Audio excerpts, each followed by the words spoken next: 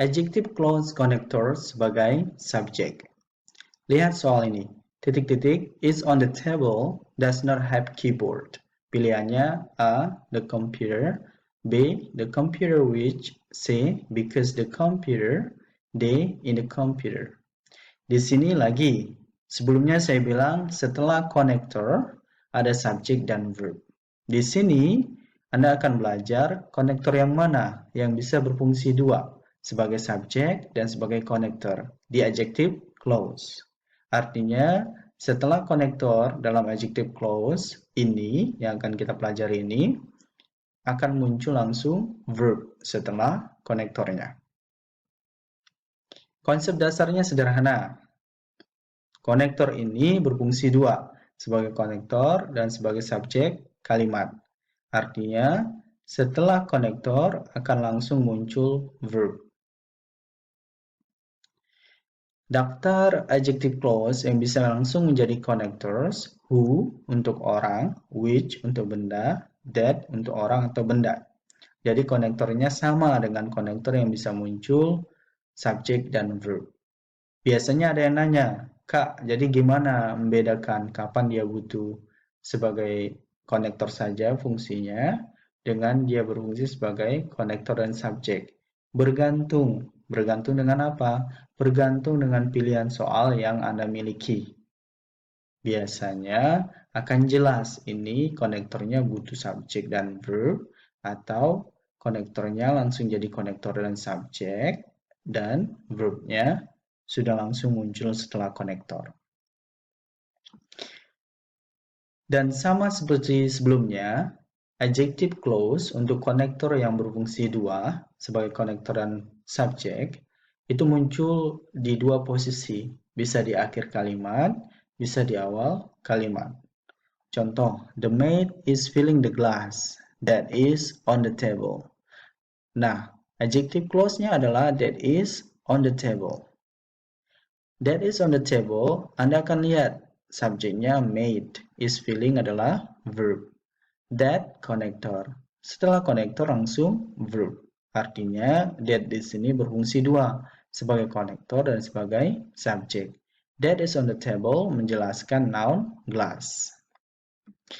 Yang di tengah lagi di lesson sebelumnya saya jelaskan ini yang agak problematic, yang agak rumit kalau kita tidak tahu yang mana adjective clause. Jadi adjective clause bisa letaknya di tengah. The glass subject contains verb. That is on the table adalah adjective clause. Dan lagi, ini konektor langsung jadi subjek. Kita lihat langsung soal. Titik-titik is on the table. Does not have keyboard. Is adalah to be yang bisa menjadi verb. Does not have adalah verb. Kalau ada dua verb, harus ada konektor. Jadi pilihan yang benar harus punya konektor. Artinya pilihan yang tidak punya konektor salah. A salah. B D bukan konektor salah. Berarti antara B dengan C. Tinggal lagi kita masukkan ke dalam kalimat. Kalau masukkan yang B, the computer which is on the table does not have keyboard. Kita akan tahu subjeknya computer, verbnya does not have. Which is on the table, which-nya adalah konektor sebagai subjek dalam klausa. Verbnya is.